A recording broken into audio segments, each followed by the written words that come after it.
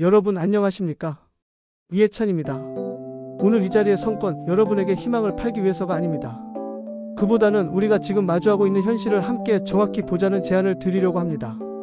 요즘 20대를 만나면 이런 이야기를 자주 듣습니다. 열심히 해도 안 되더라.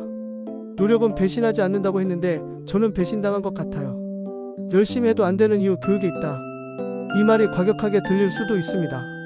하지만 저는 오랫동안 교육 현장을 지켜봤고 교육부 장관을 역임하면서 이 문제를 깊이 들여다봤습니다. 그래서 단언할 수 있습니다. 여러분이 느끼는 좌절감은 여러분의 노력이 부족해서가 아닙니다. 문제는 개인이 아니라 구조일 수 있습니다. 그리고 그 구조의 핵심에 교육이 있습니다. 먼저 냉정하게 따져봅시다. 왜 같은 노력을 해도 결과가 다를까요? 두 학생이 있다고 가정해 보겠습니다. 둘 다 하루에 10시간씩 공부합니다. 똑같이 열심히 합니다.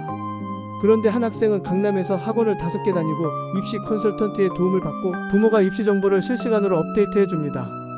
다른 학생은 지방 소도시에서 혼자 인터넷 강의로 공부하고 학원비는 아르바이트로 벌고 입시 정보는 학교 선생님한테 듣는 게 전부입니다. 이 두 학생의 노력은 같습니다. 그런데 결과는 같을까요? 아닙니다.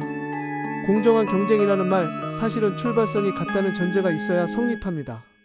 그런데 우리 사회에서 출발선은 이미 다릅니다.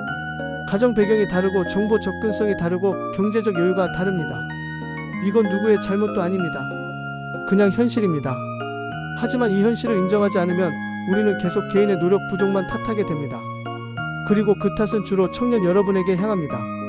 내가 더 열심히 했어야지. 남들은 되던데 너만 왜 안 돼?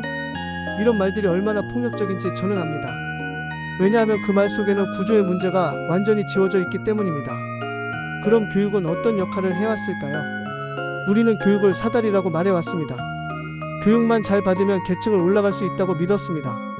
실제로 한때는 그랬습니다. 1970, 80년대만 해도 교육은 강력한 계층 이동의 수단이었습니다.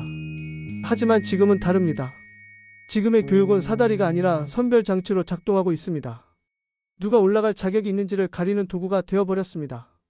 입시 중심 교육, 암기 위주 학습, 정답 맞히기 훈련. 이런 교육 방식은 무엇을 만들어냈을까요? 생각하는 사람이 아니라 수능하는 사람을 만들어냈습니다. 질문하는 능력보다 답을 빨리 찾는 능력을 키웠습니다. 그리고 그 과정에서 가장 큰 혜택을 본 사람은 누구일까요? 이미 정보와 자원을 가진 사람들입니다. 여러분, 스펙 경쟁이라는 게 있습니다. 토익 900점, 해외 연수, 인턴 경험, 공모전 수상. 이런 것들이 취업의 필수 조건이 되었습니다. 그런데 이걸 준비하는데 얼마나 많은 돈과 시간과 정보가 필요한지 여러분이 더 잘 아실 겁니다. 결국 교육은 계층을 흔드는 수단이 아니라 계층을 확인하는 수단이 되어버렸습니다. 좋은 대학에 가는 것, 좋은 스펙을 쌓는 것. 이건 더 이상 노력의 결과가 아니라 이미 가진 자의 증명이 되어버린 겁니다. 그래서 여러분이 노력해도 안 된다고 느끼는 겁니다. 왜냐하면 그 경쟁 자체가 이미 기울어진 운동장에서 벌어지고 있기 때문입니다. 그럼 교육은 이제 의미가 없는 걸까요? 포기해야 하는 걸까요? 아닙니다. 오히려 그 반대입니다. 교육은 지금도 가장 강력한 무기입니다. 다만 우리가 교육을 바라보는 방식을 바꿔야 합니다. 교육을 취업 도구로만 보면 실망할 수밖에 없습니다. 당장 돈이 되는 공부, 당장 스펙이 되는 공부만 찾다 보면 교육의 본질을 놓치게 됩니다. 교육의 본질은 뭘까요? 판단력입니다. 사고력입니다. 질문하는 능력입니다. 세상을 보는 눈을 바꾸는 것, 그게 교육입니다. 누군가 이게 정답이야 라고 말할 때 정말 그런가? 하고 되물을 수 있는 힘을 기르는 것. 복잡한 문제 앞에서 단순한 해법에 속지 않고 본질을 꿰뚫어 볼 수 있는 능력을 갖추는 것. 이런 능력은 당장 돈을 벌게 하진 않습니다. 하지만 선택지를 바꿉니다. 계층을 흔든다는 건 단순히 돈을 더 많이 버는 게 아닙니다. 내가 어디에 설 것인가, 무엇을 할 것인가, 어떤 삶을 살 것인가를 스스로 결정할 수 있는 힘을 갖는 겁니다. 저는 많은 사람들을 봐왔습니다.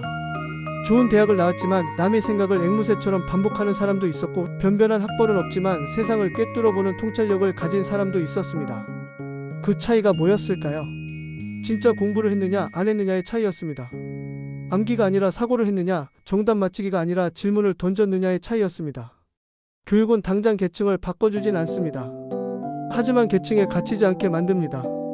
누군가 여러분을 정해 내리려 할 때 나는 그게 아니야 라고 말할 수 있는 힘, 불합리한 구조 앞에서 이건 바뀌어야 해 라고 외칠 수 있는 용기, 그게 교육이 주는 힘입니다. 그럼 구체적으로 뭘 해야 할까요? 첫째, 조급해하지 마십시오. 하지만 체념하지도 마십시오.